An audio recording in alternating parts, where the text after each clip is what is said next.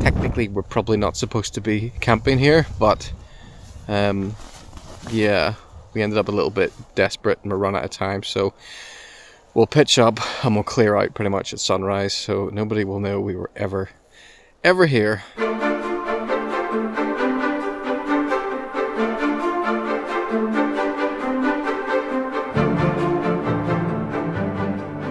This magnificent piece of craftsmanship is the Mourne Wall. It's an approximately 18 to 20 mile long hand-built stone wall here in the Mourne Mountains in Northern Ireland, and it kind of encircles or crowns the tallest mountains in a almost continuous loop.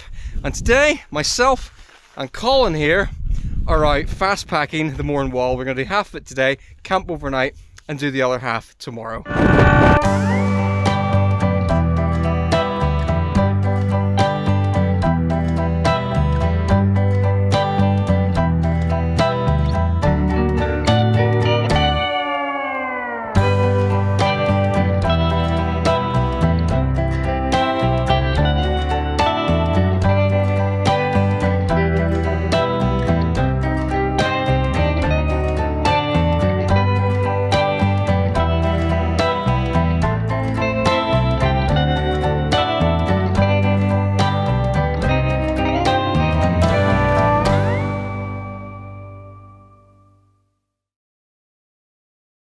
Right,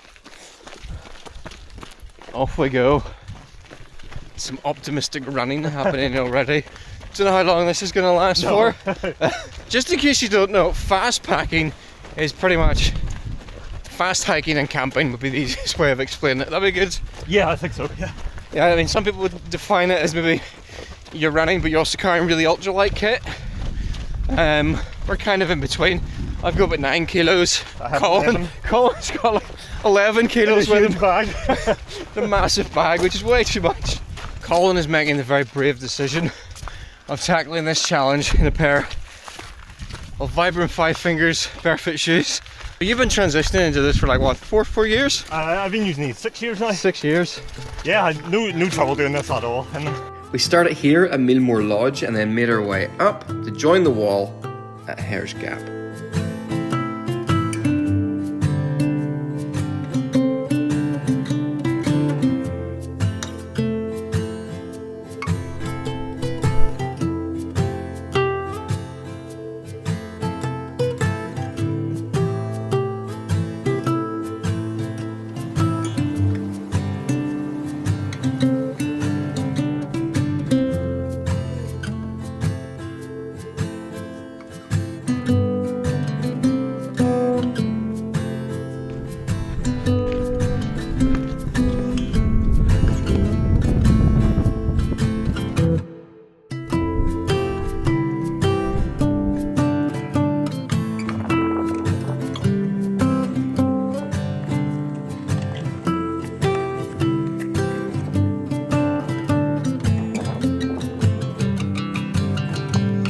It may look hot and sunny today, but we're now in that transition period between summer and autumn, looking even into winter, and we're nice, warm and toasty down here, but up on the summits, the wind chill is to hit close to freezing point, so you want to have the right kit, and that relates to the sponsor of this video, which is Harrier Trail Running.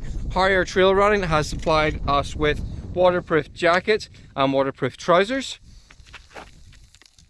Give me a pair of their Helvellyn Pro carbon fibre hiking poles. I've got a hat, I've got a buff, I've got a emergency foil bivvy, and I've got a first aid kit. This is their Exmoor jacket, and it's got some really, really clever features. It's got a hood that has multiple adjustment points. It really grips your head. It's got these silicone strips here so that a race pack will grip it. It's designed to be used with a running pack. If you look on the back, it's got pleats that expands out, so it will be, so you can wear it over the top of a running pack. And it's got lots of access to your running pack, so if you need to get in the top, you can unzip the front and you can get out your water bottles. You've got pit zips under each armpit to vent a lot of air. It's got poppers down the zip, so instead of running along with it flapping around in the wind, you can put one of the poppers in, and that keeps it nice and closed but still lets you ventilate. It's got a really generous pocket on the back which it can fold down into, And if you want to store it, you can just roll it up and wear it around your waist.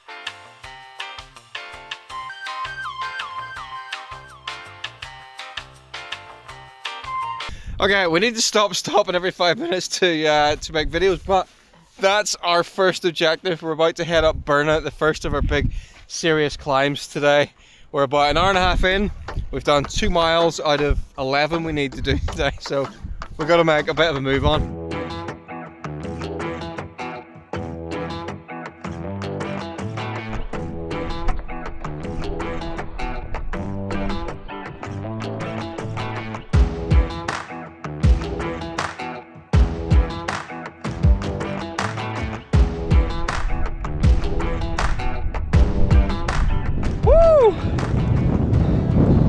Top of Burnout! The wind chill up here is pretty ridiculous. My hands are starting to get numb already. I'm sure glad I've got this Harrier Exmoor jacket keeping the wind off me.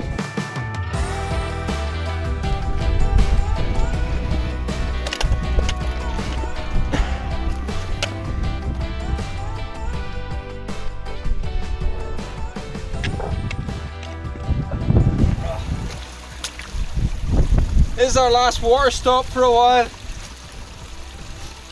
Got a filter bottle. I put it into my soft flask. Ah! There's enough coming from the sky.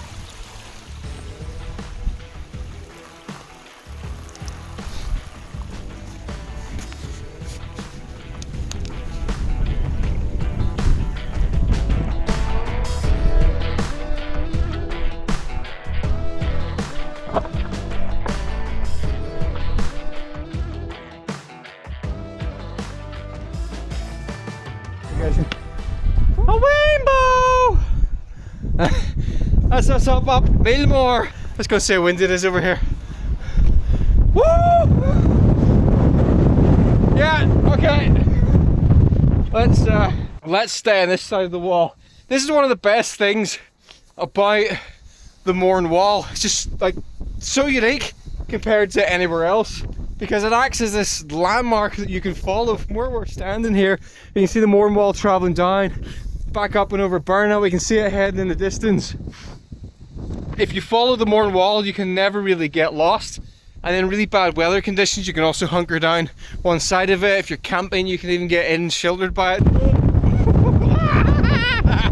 Just a little bit of stone wall, and you're probably realistically over there, you're looking at a wind chill of about 2 degrees Celsius, and on this side we're probably like 7 or 8 degrees, something like that. It's one of those things that would never get built today. If someone tried to build the Mourne Wall today, they'd be like, no, you're going to ruin the environment, you cannot do that. They're currently doing work to repair parts of the wall, so you get these massive bags. They get brought in by helicopter, and then the stonemasons are able to use them to repair the wall. So it's a strange sight. If you look up occasionally, you'll see a helicopter flying along carrying this massive big bag underneath. But because this has been here for over 100 years now, it would almost feel wrong for it not to be here. If they tried to knock it down, there would be complaints. So it's an interesting one. It's one of those occasions where arguably man-made interference has actually at least improved the environment visually, and for the benefit of people out for hikes anyway. We all know that the real terrors up here are the sheep. You can't watch them. They'd kill you as soon as they look at you. Never trust a sheep. I've got a question, just to state the obvious. You got any wool? 1 bag, 2 bag? No idea what I'm talking about.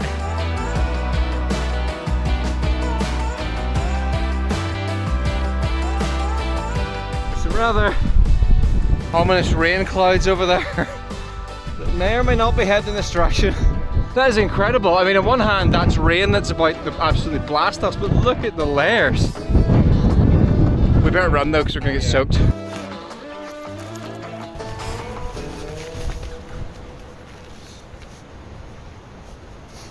Oh.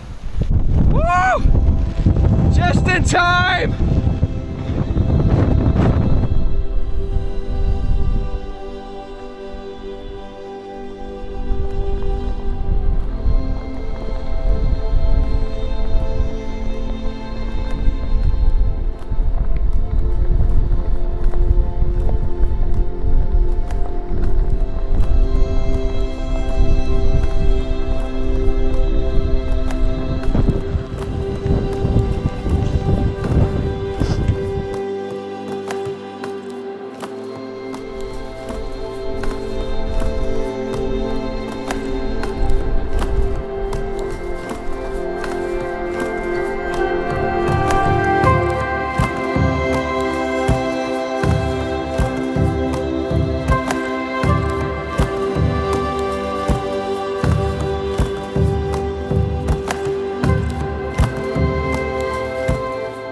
that's us up and over Slave Muck.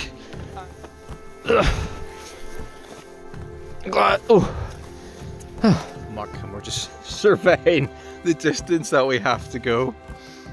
Yeah. Well, we're just gonna keep going and see how far we get. But hiking down the mountain. Yeah, well, I quite like the poles because it actually gives you a full body workout instead of just like your lower half. Use them properly because your shoulder, your shoulders, your back, everything sort of gets used. Down off Muck. That was a very interesting descent. I think I've lost count of the amount of times these poles saved my backside from slipping and falling. You! Oh my! This reed went right up my nostril. How painful! Okay, I'm not bleeding. Ah!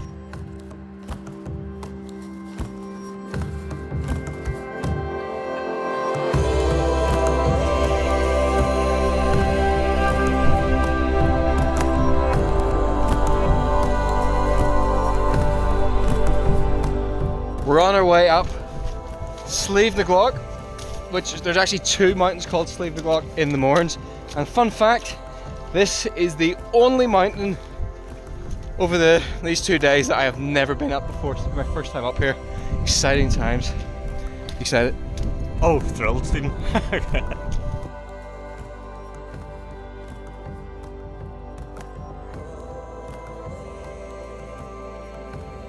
This might be my least favourite climb of the day. Oh, we're nearly up.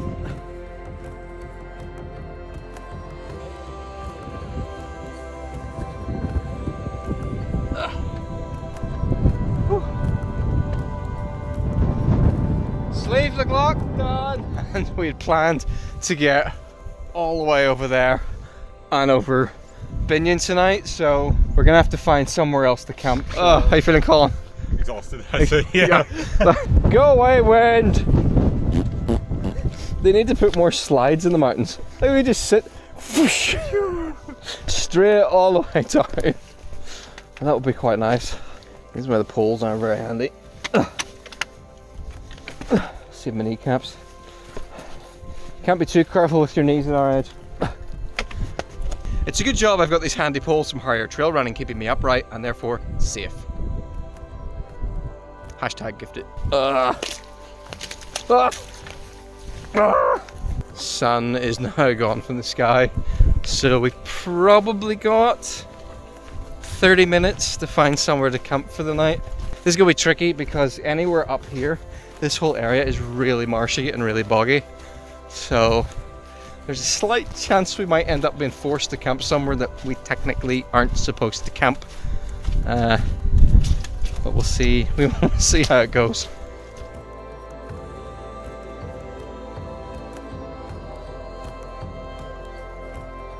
By the time we got to here, we'd only 30 minutes of light left, and we planned to camp on the other side of this mountain down in this valley.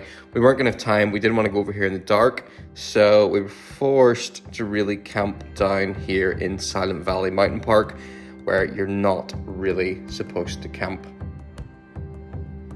We found somewhere secluded, totally out of the way, pitched up in the dark, and planned to leave early in the morning.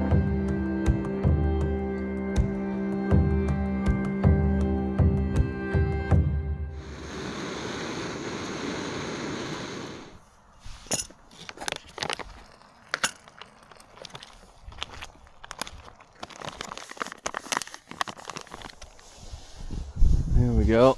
Here's my tent, trekking pole tent. See, this is where it's been handy. I've been able to stick my, use my harrier poles as the main supports for the side. And then Colin is over here in, what was it, a Lanshan? Lanshan 1, which costs about the same as what I paid for mine, except this looks, this looks a bit better actually, now that I see it. And you've got way more space in there than I do. Slightly jealous, but not too much.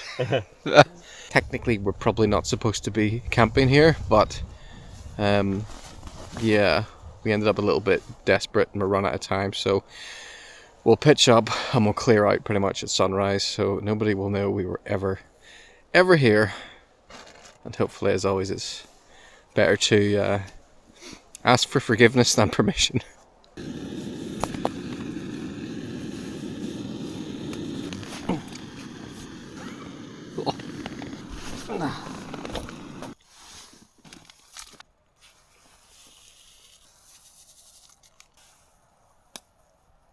Welcome to Cozy Times with Steve. Oh! Every time. Well, the one thing I'm not going to be is cold tonight. I brought like a full set of dry base layers that I can wear in the sleeping bag. My stuff I was running in today is wet, but I'm going to stuff it down the inside of my sleeping bag and hopefully dry it out overnight. I think I'm going to sit here, eat my goulash, drink my decaf cappuccino, maybe read a book, and try and get as much sleep as I can before sunrise this morning, or tomorrow morning, because we will need to get up early. So I guess a status report after day one would be that we grossly underestimated the amount of time it was going to take us to hike around here with the kit we were carrying. And so tomorrow we're going to climb Slieve Binion, make our way across the Annalong Valley, and then climb up Slieve Donard, tallest mountain in Northern Ireland and in the Mournes, down Slieve Donard, up Slieve Comida, and then it's pretty much downhill from there. So I think we've actually got the worst terrain out of the way. Tomorrow should be drier, less squishy underfoot. But did you just knock something over? No, just get my mum. I heard a clattering. Was that you? Yeah. I thought there was somebody out there. Stop making creepy noises. Right. Good night. I'll see you in the morning because we gotta get out of here quite early.